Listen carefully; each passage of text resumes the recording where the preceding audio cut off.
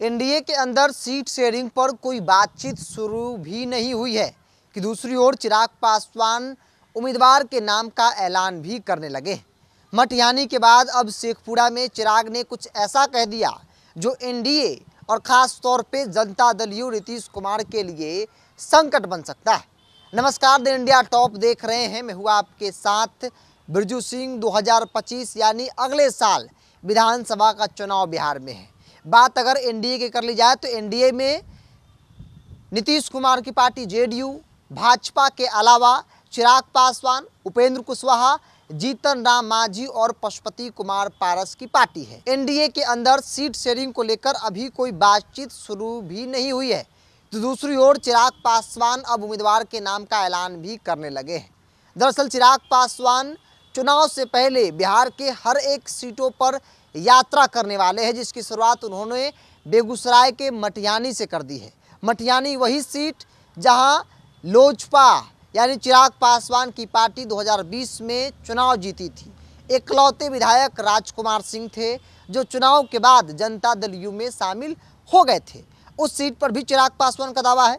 चिराग पासवान वहां पर कार्यकर्ताओं से जब मिल रहे थे, मंच से जब दहाड़ रहे थे, उस दौरान उन्होंने साफ साफ शब्दों में कहा कि ये सीट हमारी थी और हमारी ही रहेगी। मतलब साफ था कि बेगूसराय के मटिहानी जो जेडीयू की सीट कह सकते हैं कि कायदे से है, उस सीट पर भी चिराग का दावा है। उसके बाद अब आइए शेखपुरा। शेखपुरा भी वही सीट है जहां 2020 में चिराग पासवान की पार्टी चुनाव लड़ी थी। चिराग पासवान की पार्टी के उम्मीदवार इमाम गजाली जो जिला के अध्यक्ष भी हैं वहाँ के, वो उम्मीदवार थे और उनको तकरीबन 4000 वोट आए थे। जनता दल यू के उम्मीदवार जो एनडीए के उम्मीदवार थे, उनको तकरीबन 50,000 वोट आए थे और वहाँ जीत आरजेडी की हुई थी। और उस सीट पर भी चिराग पासवान का दावा है। चूँकि मटिहानी के बाद जब चिराग पासवान शेखपुरा पहुँचे तो उन्होंने वहाँ पर कार्यकर्ताओं से साफ साफ शब्दों में कहा कि यहाँ पर हमारी पार्टी चुनाव लड़ेगी। और न सिर्फ चुनाव लड़ने का ऐलान चिराग करते हैं, बल्कि उम्मीदवार के नाम का भी ऐलान उन्होंने कर दिया।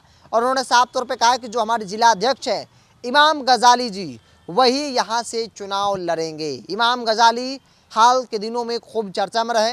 वक्फ बोर्ड को लेकर जिस प्रकार से विवाद जो है वो एनडीए के अंदर शुरू हुआ, चिराग पासवान की पार्टी की तरफ से जब इमाम गजाली बोल रहे थे, जो भारतीय जनता पार्टी के लिए भी संकट बना। भाजपा डैमेज कंट्रोल करने की कोशिश की, चिराग पासवान से बातचीत की और उसके बाद चिराग पासवान जो है वो इमाम गजाली से बातचीत करके उन्हें किसी न किसी तरह से जो है चुप कराने की कोशिश में सफल रहे।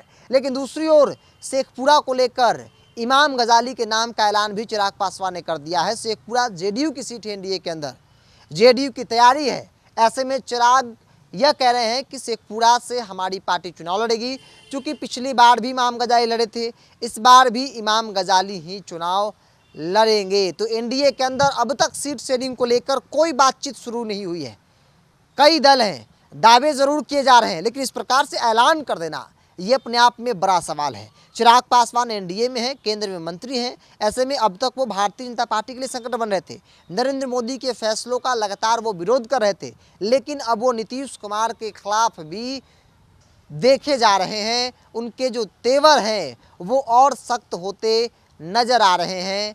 मटिहानी के बाद अब शेखपुरा में चिराग पासवान ने न सिर्फ ताल ठोका है, बल्कि उन्होंने उम्मीदवारों के नाम का ऐलान कर दिया और कहा कि पार्टी के जो जिलाध्यक्ष हैं शेखपुरा से इमाम गजाली, जो पिछली बार चुनाव लड़े थे, वही इस बार भी चुनाव लड़ेंगे। अब देखने वाली बात होगी कि एनडीए के अंदर इस बयान को लेकर किस प्रकार की सुगबुगाहट है। क्या जनता दल यू रिएक्ट करती है?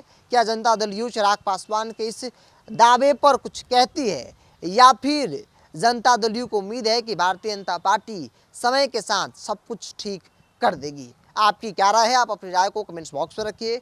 अगर आप मेरे चैनल को यूट्यूब पर देख रहे हैं तो सब्सक्राइब कर लीजिए, फेसबुक पर देखें तो पेज को लाइक और फॉलो कर लीजिए।